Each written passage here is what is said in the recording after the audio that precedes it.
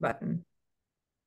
Okay, so I'll give you guys a little bit behind the scenes sneak peek because today what we're going to be talking about is why should they choose you? How are you going to get them to choose you? And if you really think about it, most of the time people are going to look at your social medias, right? They're going to look at if you have a website, anything that they can search and find you on.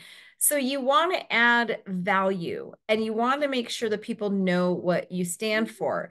And Canva is a fantastic tool to easily do that in a beautiful format. So let me show you guys really quick. And again, there is a free version of Canva. So you don't even really have to pay for it too much. But I'm going to go to my Canva homepage and just show you guys really quick. But it's super easy to use. Like, let's say you want to do a Facebook post right here in the homepage of Canva. Here's Facebook homepage. In the Facebook homepage, you can go and pick any one of these different things, and then you can create your own whatever it is. So let's take this one. That one looks pretty easy.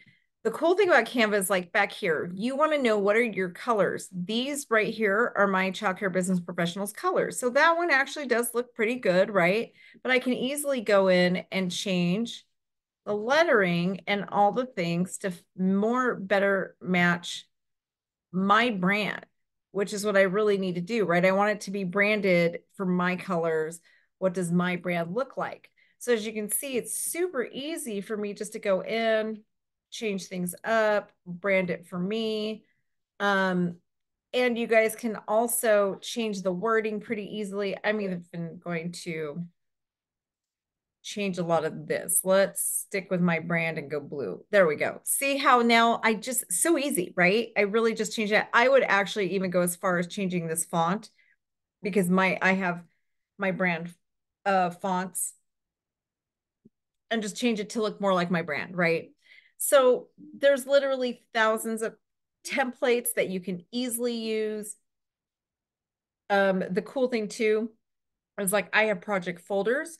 So like right here is my value of your voice workbook that I created. This is what it looks like created through Canva. And these things are super like all of this. It just moves. It's really, really is easy. The pictures. And as you can see, it's beautiful. It really is. And I will actually give you guys a copy of this in the chat right now. Let me actually do that right now for you guys so you guys can have it. But it's so easy. When I'm creating my slides, so I create my workbook first because as I'm creating a workbook for my speaking or anything, I'm actually thinking through my speech. That's how I create my speeches a lot of time. I do have a format that I know I'm going to use, but then as I'm trying to really shell out, what am I going to talk to you guys about for an hour today? That's how I create my workbook, right? It actually helps me. I'm asking myself questions that you need answers to, and I'm literally creating my workbook as I go.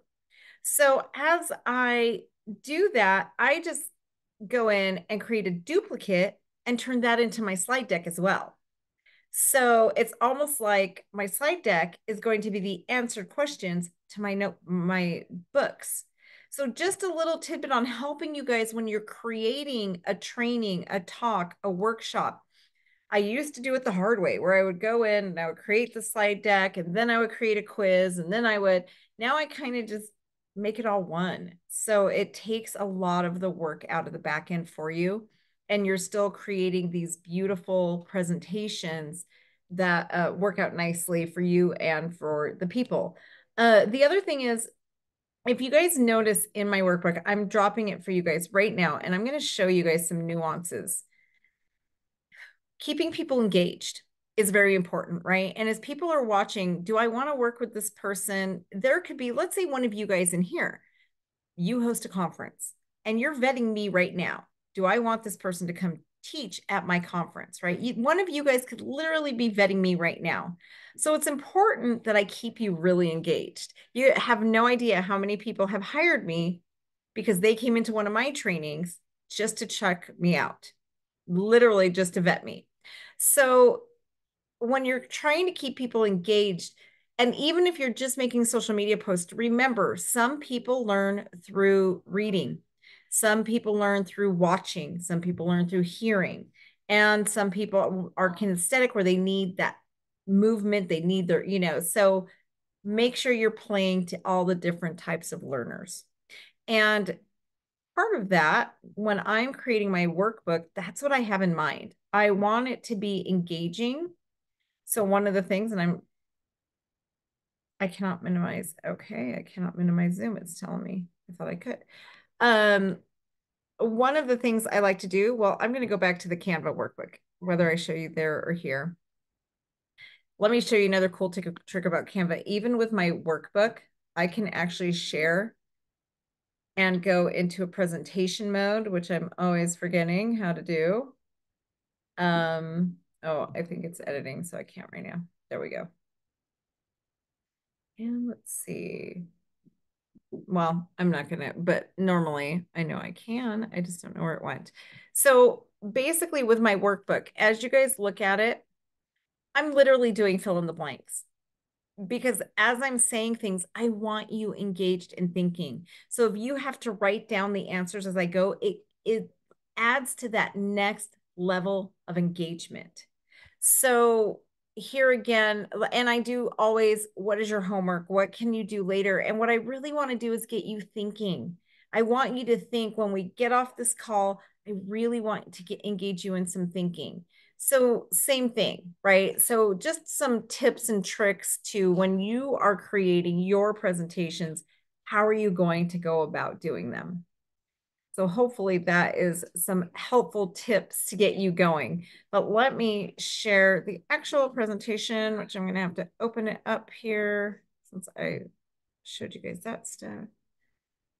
Did I close it? Sorry, guys, showing you all the Canva just actually threw me off of what I was doing. Yep, I just need D2. Nope.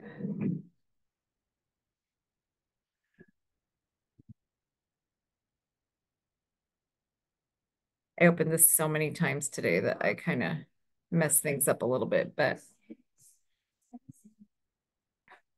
okay, let me share my screen.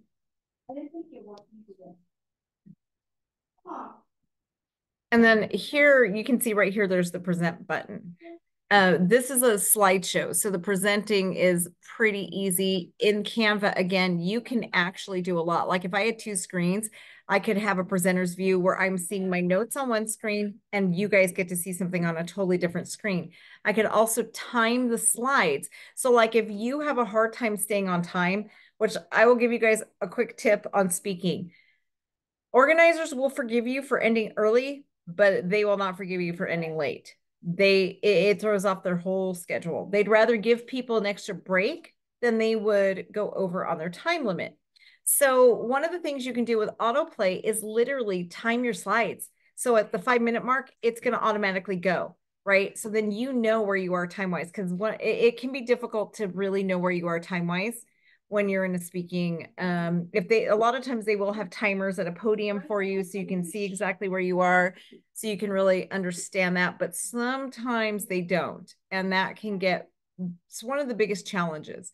So having that autoplay feature can be helpful if you have a hard time regulating that time. So I want to talk again. I know yesterday we talked a lot about your experience and your knowledge, right? And we talked about the importance. Well, when you're looking at why would you be the person someone chooses? Your experience is why. They want to know how you overcame the things you overcame. How did you, what problem have you solved? Maybe you didn't overcome something. Maybe you're an amazing business owner who has never struggled in your field and you see the majority of the field struggling, right? Those are the kind of, how did you do that? That experience, that knowledge that you gained through your experience is really what is going to make you stand out. So as you're really intentionally trying to create an environment where you're seen, those are the things you want to post on. When you're posting, or if you're creating a reel or whatever you're doing for social media, talk about you, make it real. Because what happens if you don't is people, don't trust you and you become somewhat untouchable, right? So one of the things, and I'll tell you guys, I have like a sciencey type of brain. So this was very difficult for me. This was something that I had a really hard time with for a long time because it's hard to be vulnerable. And it can be difficult to tell people, hey, I was almost bankrupt and I pulled myself out of bankruptcy. Right. And so a lot of times I would just come in and teach what I knew. And I wasn't moving and I wasn't selling anything and nothing was happening. Now, when I came out and started telling the story, that changed everything. When I came out and said, hey, I once had an eviction notice on the door of my childcare program. I had a 72-hour eviction notice that I overcame. I had an IRS agent knock on my front door with a bill for over $100,000, and I overcame that. And it was within the same week, by the way. And here I am, literally 12 years later, in this building that I once had an eviction notice on, right? Now that piques interest. And people are like, whoa, how did you do that? How on earth did you overcome a 72-hour eviction notice and a six-figure bill with the IRS? And I'm still in business 12 years later, right? The other thing is it makes me human. How many of you guys right now are like, whoa, you went through that and now you're the authority, right? It makes it like you can do it too.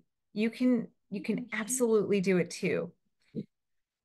Yesterday I talked to you guys a little bit about your one line. There's like that first line that you say, right? When you go into a speak, it wasn't you guys. It was a different group.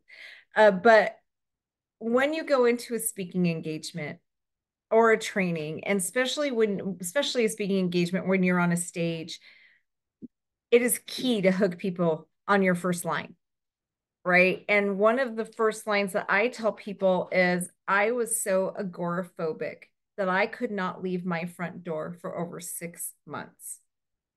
That piques interest, right? Knowing that I couldn't leave my house for over 6 months, even if you don't know what agoraphobia is, you automatically are like, wait, what? You were stuck inside your house for 6 months?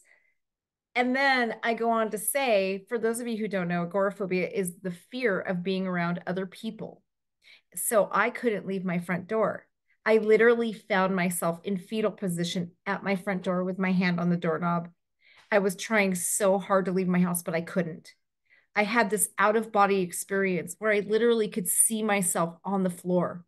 Now, this had been happening for 6 months, and I was used to hyperventilating on the floor trying to leave. And I had resigned myself to stop trying. But this one day, I looked at myself and told myself, get up. Your family depends on it. You need to get up. You need to get up right now. And you need to figure this out. So I did get up. I got up. I walked to my computer and I Googled therapists. I met with a therapist who basically diagnosed me agoraphobic. And she told me, this is just how you're going to have to live. You're going to have to adapt to being this person. And I decided, no, I can't. This is unacceptable. I will find another way.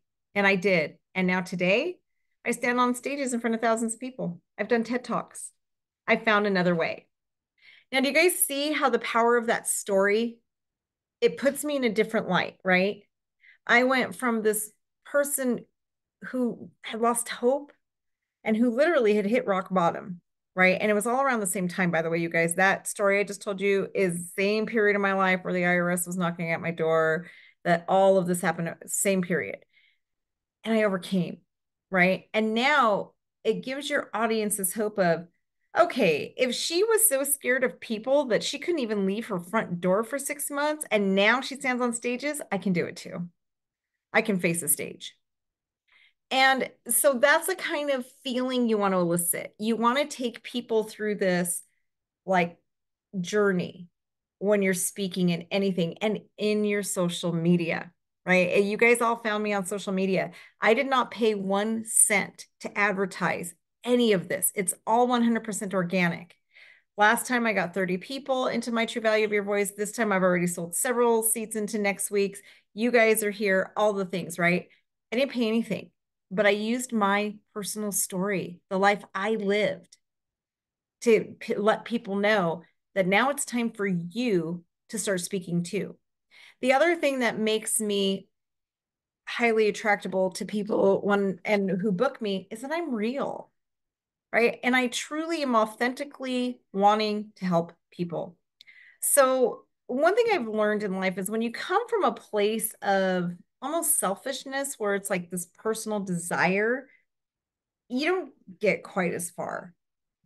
But I've learned that the superpower can be in that authenticity and almost coming from a place of service first, right? I love thinking of like I serve first and then what I need comes. And it does. And it just really opens doors. I don't know why, but it does. So it's really just a wonderful way to just approach life and to serve people. So don't be afraid. Your experience and the knowledge that you gained after my experience with the IRS, I decided to set out to be a really good business owner. I decided I need to learn how to do business because I just didn't know how. So I went and spent a few years working with coaches, reading books, really learning how to take control of my finances, control of my business, and to be successful. And then I realized so many people are in my boat. I could teach them too, right? So I take them on this journey of I didn't know what I was doing to now I went through this journey of learning how, taking control, becoming successful, and now I give back. So if you see that whole journey, that's what you guys are going to do. That's my experience. I didn't have the knowledge. I gained the knowledge and now I teach the knowledge, right? But I could come here and preach to you guys all day long about, I know how to speak on stages. I got a TED Talk. Let me help you. But who's that really going to attract? Now, on the other hand, if I tell you my story, I'm human now, and that makes me relatable to you. And you guys, I am sorry about the background noise. I'm at my other business today, so it is busy. So I do apologize for that, but I am at the child care center, so we have people right outside my office here. So one of the next things I want you guys to think about is there is actually power in being in a niche. Niching down is actually a very, very powerful thing. And understanding what that means and what that is so important. When I first started coaching people, I kind of was niche down, but I also thought I could teach because business is business, right? Whether it's childcare or it's a fitness center, whatever, business is business and the principles are the same. And so I didn't realize, and I would just kind of go off and just say business basics. And what I learned is that the power is in the niche. And that's because what happens is, think of it like shooting. I don't know if any of you know what a shotgun shell is like to shoot, but it's got lots of little tiny beads in it. And when you shoot, they just go everywhere, right? And they make lots of little holes everywhere. And that's what they do. Okay. But there's not that laser focus where you're going to have a big impact. So if you're not niche down and you're not really talking to a specific avatar, you're talking to nobody. So when you're putting your messages out and when you go to Canva and you create these beautiful things and you start showing the world your expertise, showing them who you are, really establishing yourself, you want to make sure you're talking to a specific person. So one of the things I did early on was I decided to kind of create a person for myself. And I literally asked myself, okay, where would this person go shopping? What kind of car do they drive? What kind of clothes do they wear? I would even tell you to take it one step further. Go where they go shopping. Notice, how do they display their items? If you are, think about it this way. If they go shopping at Walmart versus Dillard's, you're talking to a completely different person, right? The way you're going to construct your messaging, the way you're going to make it look, how you use your language, all of that has to be very different. Know who your audience is, your pricing, all of it has to speak to your audience. You can't charge Dillard prices for Walmart quality, right? And so just kind of really keep that in mind because as you're creating your avatar, you need to know who you're talking about. So I made this person really alive in my head, right? I pictured this childcare center owner who is tired and she runs to the grocery store after work in her Subaru and runs home to feed her kids and make dinner, right? So I know this woman. I can tell you how she wakes up, how she goes to bed 2 hours after her kids, wakes up an hour before, exhausted, but she's got to get stuff done before they get to up in the morning, right? I know this person. So really hone in your niche. Really hone in who they are. And Angel, I just saw your question. Is Canvas something that works on iPhone or should you use a laptop? Do you have working computer right now? Yeah, I use my phone all the time for Canva, all the time. You can actually get the Canva app. So I actually, the last thing I created and posted was on Canva on my phone, just here while I was traveling in the airport. So yeah, when you're waiting in your car, you can easily just create a couple posts really quick. So with your avatar, how narrowed down is your niche? It's going to be pretty narrowed down. Like my niche is a childcare center female owner, right? Between the ages of probably 30 to 55, who is a mother, and is probably struggling and working more than 50 hours a week. So that's pretty narrow, right? Like just pretty narrow. She's probably married, going home to a husband that's not too happy because she's exhausted, overworked, and not making the money she deserves. That's my avatar. Um, so think about like what you've overcome. Your past self is your avatar. You are your avatar to a certain extent. So put yourself in the position that you were in when you overcame a struggle, right? That's the best way to start. And you might broaden it later to, you know what, I need to include this as you start really selling. But think of it almost as you are selling to your past self. Because the reason we end up speaking and doing things is because we were really successful at something or we overcame something, right? So your former self was not really successful. Your former self was still in that struggle. So you are your perfect avatar. I still like to create this other person and persona in my head because I don't want to think about talking to me in that time period when I was in a very bad place. So, like for me, my avatar, I take the agoraphobia out, I take the narcolepsy out, and I'm talking to the me without those things. So, just think about it in terms of that, but really know who is it that you're talking about. The power is in the niches. That way, when you start getting yourself on podcasts and whatnot, like Angel, you do massage, right? So you might massage therapists, owners of like just spas or anything like that in that niche, right? That would be like an avatar for you. Well, now you're going to see what podcasts do they listen to? And if they don't have any, make one. I would say absolutely make one. When I started the Childcare Business Coach podcast, there was really like two other podcasts in my niche and now there's so many, but when I started there was nothing. So I think there was literally two. I was the third one. So just think of it in those terms that find podcasts that they listen to and try to get yourself booked on them. And we'll go into how to book yourself on a podcast. I do train on that, but find where do they go at conferences? Where is your niche? Now, as you grow and as you get a bigger audience, you will attract people outside your niche. Absolutely. So you don't have to worry about it being too limited. Remember, you guys, there's more than enough of everything. Sometimes we come from such a scarcity mindset that we get scared to go after a niche because we think, well, how many could there possibly be? And I have people saying, well, how many childcare center owners could you possibly talk to? Well, there's only over 350,000 childcare owners in the United States. And that's just the United States alone. And I have an international following. So I easily talk to plenty.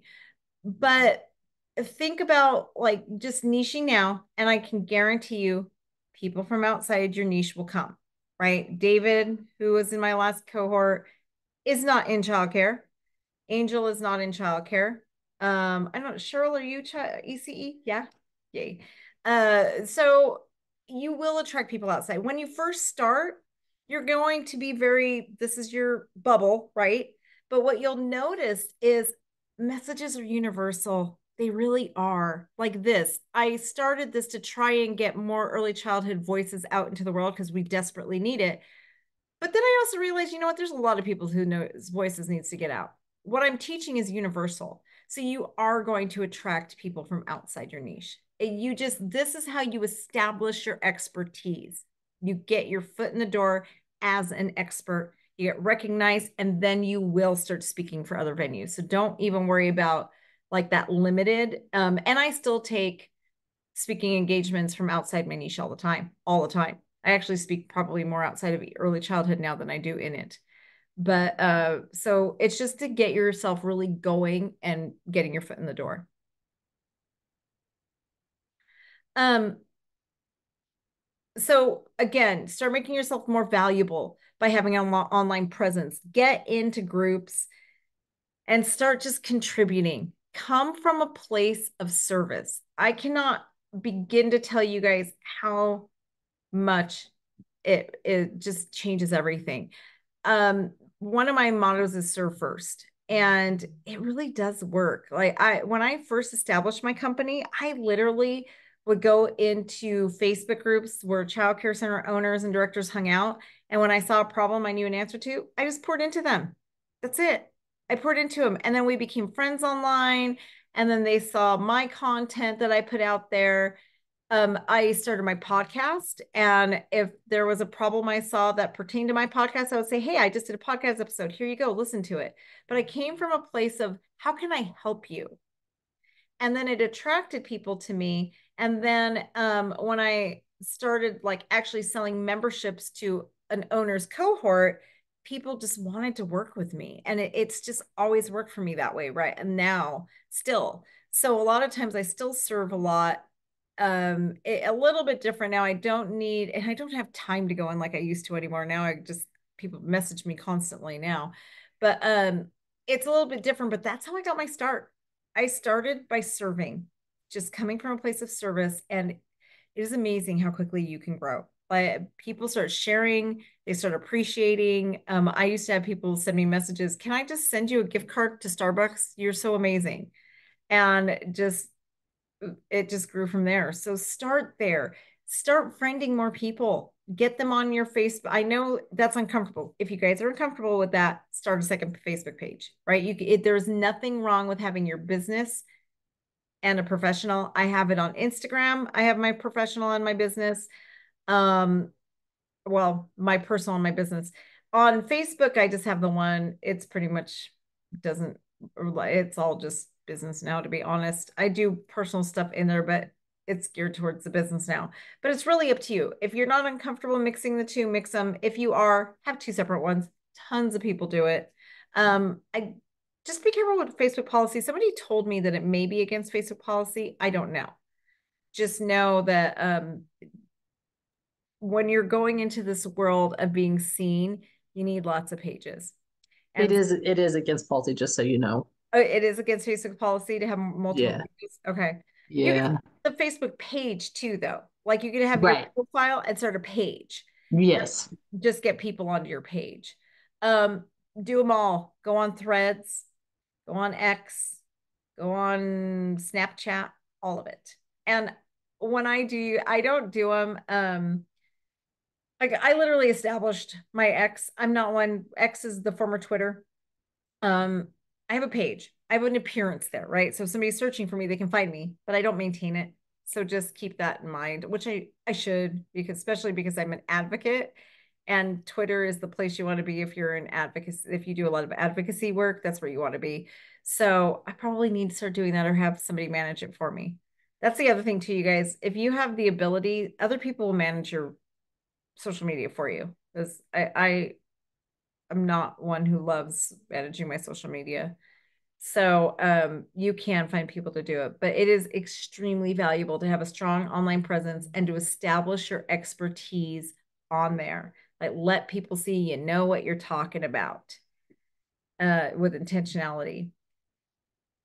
And leverage the power of networking.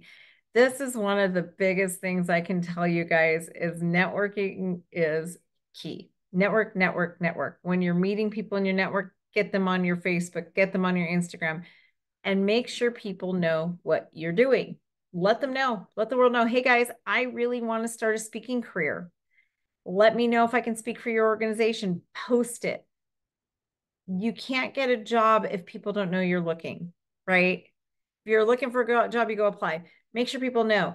My rule of thumb is I do 4 posts that are nothing about what I'm selling, nothing about what my programs are. And the 5th post is usually going to be, hey, by the way, did you know I'm a childcare business coach? Did you know I own a company that has memberships for owners to learn, collaborate, and have a community of childcare centers? Or did you know I'm a public speaker who also helps Christian women struggling with business, just their self-worth, things like that, right? So let people know what you're doing. Vitally important. So that's usually my 4 to 5, like 4 to 1 rule. The reason I do that is because I don't want to be so salesy, right? Nobody wants to see somebody they do nothing but sell. None of us do. So that's why I have that formula I try to stick to. And sometimes I forget to stick the sales in there, but usually I remember, because there's nothing worse than somebody suddenly saying, hey, I just hired this coach. And then you message your friend saying, did you know I do that? No, I had no idea. Oh my gosh, I would have hired you. But if you're not putting it out there, then nobody does know. So make sure people know, but don't overdo it. Let's see. So I want to talk about your brand or your vibe, right? Understanding what is a brand and what is your vibe, and really staying true to your brand and your vibe. So many people are going to teach you about brand, and they're going to tell you lots of things that are true, but they forget the most important things. People are going to tell you pick your colors, you got to have your logo, always stay true to your logo, always stay true to your colors, and they're just really going to just push that through. But when I look at my brand, I think on a much bigger scale. I look at, who am I? My brand needs to be a reflection of who I am, right? I'm a child care center owner, but I am not the crayons and dolls, because I'm teaching the leaders in the room. And I like things a little bit classy. I like more of a traditional classic style. So you're going to notice my logo is going to be more of that traditional, quiet. I'm not going to be like a crayon and logo type. Now, my childcare center is, because that is who my customer base is in a childcare center. But here on this platform, and when I'm with my childcare center owners that I coach, those are going to be a lot more classy, and I'm actually looking for it right now so I can show you guys. Um, as you can see, like my background now, right? My CCBP back there. It's very understated and classy. Blue and gold are my colors. That feels like me, right? And that's what you want to look at. What feels like you? Who are you? I love to dress up nice, so I'm going to have a nicer logo. Now, if you're more of a jeans and a t-shirt, then have something a little bit more casual and laid back. Stay true to you, not what somebody tells you have to be, not the image you think you have to portray. Who are you, right? And that is your brand. The feeling that you really bring to the world, that aura that you bring, and it's your vibe. That is your brand. So one of the things I like to think about is, if people are talking about you, right? Let's say you go and you do a keynote speech and people walk away and they're like, oh, she was or he was so energetic, and just like I felt so comfortable around him, like, I could bring him over and we could sit in my backyard and have a barbecue. That's a brand. That's your brand. And that's a vibe you're putting out there, right?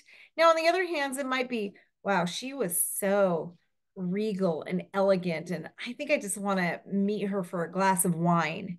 Totally different vibe, right? Well, that is your brand. And you need to make sure that what you're doing matches that brand and that vibe. Your vibe and your brand should kind of always go together. So as you're picking your colors, how your logo looks, all the things, you're going to have a lot of people coming in and telling you, you need to do this and always wear your colors and always do this. But really, it has to be you. Make sure that it is a reflection of who you are and stay true to that. Again, if you guys see my slides, very understated. I stick with my colors, but my logo isn't all over everything, right? It's just, I don't feel it's necessary, but my colors are.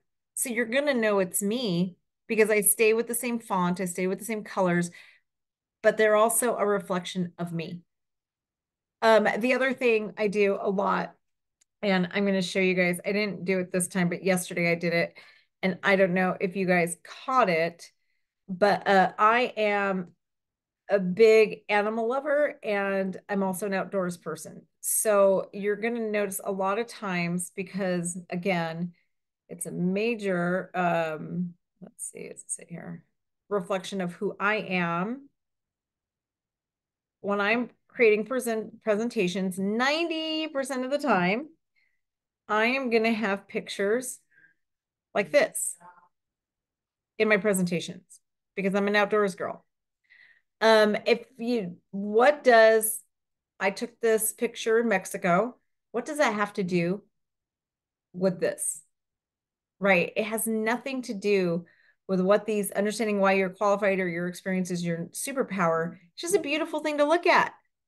But it's also a reflection of who I am because I love nature.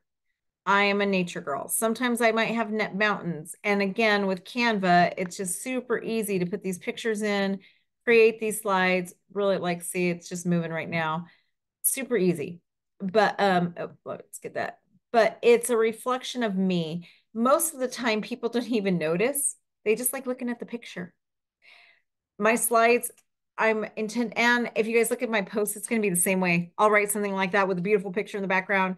Nobody notices. It has nothing to do with what I'm talking about, but it's visually appealing. So people are looking at it and they don't want to look away because it's nice to look at, right? And I'm also a dog person. I might have some dogs running in the background. That's a reflection of me. I love animals. I love dogs. I love my goats. So a lot of times you guys are going to see me posting about my goats. Things like that. It's still a reflection of who I am. And I'm staying true to me. And I did have some marketing people come in and tried to change who I am. They tried to turn my summit. I do the childcare business summit every year, and they tried to make it this big, like frilly party thing where it's just not who I am. So I just quickly was like, no, I will attract my people, the people who I resonate with, and I don't need to be somebody else to attract my sales. So one of the things in your homework in the workbook this today that I actually will have you guys do is really dive into what is your brand? Who are you? What do you want people to feel when they're around you? And one of the things I like you to think about is if there were two people talking about you, what do you want them to say? Um, what like do a brain dump, just dump everything. Like, what is it that you want them to say? How do you want to make them feel? What knowledge do you want them to walk away with? Do you want to be calm and like just that peaceful, like what I would think of somebody who does breath work or yoga, right? They're going to have that just like laid back calm feeling. Or are you going to want that ex cheerleader vibe, right? Where you're just coming in like, let's go. They're both great. It's just you, right? Who you are. Has anybody seen Shailene Johnson at all? She did like PIO and a bunch of different workout videos. She's amazing. One of the most dynamic speakers I've ever seen. She comes onto stage literally wearing a pair of 6-inch stilettos on platforms and does an entire dance routine before she starts. I can guarantee you, you will never see me doing that. I can't say never because you never know what happens, but I would probably fall and break my neck if I did, though. It's just not my vibe. But she owns it, and she's one of the greatest speakers I've ever seen. Amazing. It is perfect for her. But you're not going to get me to do that, right? Because I am definitely the one who wants you to feel more calm, more peaceful. But I will also pump up your energy, but in a totally different way. I'm going to do that through story. So, just some things to think about. Like, I really, really want you to guys to hone into your brand and your success is going to hinge on you not trying to be someone else just because they look amazing and great. When you really lean into you, that's when it's crazy. That's when the magic happens and you suddenly book and people want more of you because that's what they want. They want the authenticity. So, do you guys have any questions or comments for me today? I kind of ran through that quicker than I thought. Hey, it's always nice. Or any feedback on that? It's all good. How about David? What do you have to say? I know you're really establishing your brand right now. Has your brand changed since you started working with me? I know you already really started establishing your brand before we started working together. Is that pretty much the same or has that changed? You're muted, by the way. It's it's changed a little bit because I'm more aware of my messaging when I do post. So uh, my message to people is definitely has definitely it's not fully changed, but I polished some things that were that Yeah. needed to be polished. Well, So it made a big difference. that's perfect. You just polished your branding. So that is perfect where it's really still a reflection of who you are. And now you just uh polished it. Yes, Yeah. Jessica, yes, I will be sending out the recordings of tomorrow's session. And I'm actually going to stop this